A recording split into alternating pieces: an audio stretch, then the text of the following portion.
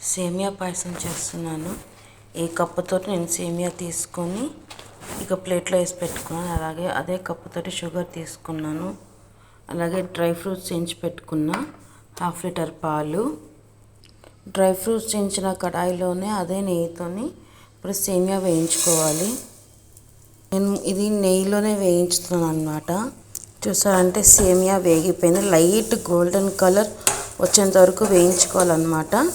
ఇవి వేగిపోయినాయి. ఇప్పుడు ప్లేట్లోకి షిఫ్ట్ చేసుకుందాము. అదే కడాయిలో పాలు వేసుకోవాలన్నమాట. ఒక గ్లాస్ మైని పాలు పోస్తున్నా, నీళ్ళు పోసాను.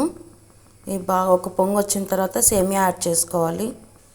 పాలు పొంగుతున్నాయి కాబట్టి ఇప్పుడు మనం సేమియా యాడ్ చేసేసుకొని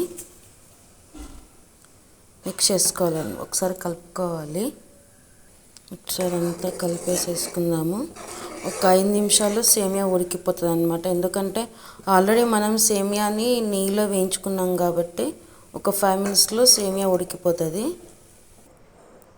ఇలా అంటే సేమియా విరిగిపోతుంది. సో సేమియా ఉడికిపోయింది. ఇప్పుడు ఇందులో ఇది వేసేసుకొని సేమియాని ఇప్పుడు షుగర్ యాడ్ చేసుకుందాం. స్టవ్ ఆపేసేసి షుగర్ యాడ్ చేసేస్తున్నా. యాడ్ చేసిన తర్వాత ఒక్కసారి అంతా మిక్స్ చేసేసుకొని డ్రై ఫ్రూట్స్ కూడా యాడ్ చేసేసుకుందాము. Dry fruits వేసేస్తున్నా.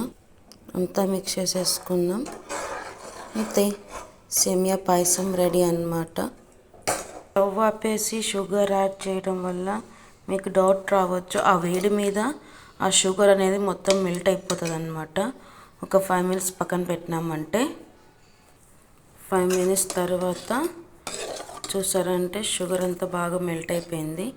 ఇప్పుడు దీన్ని ఒక సర్వింగ్ బౌల్లోకి షిఫ్ట్ చేసుకుందాము. అంతే, సేమియా పాయసం రెడీ.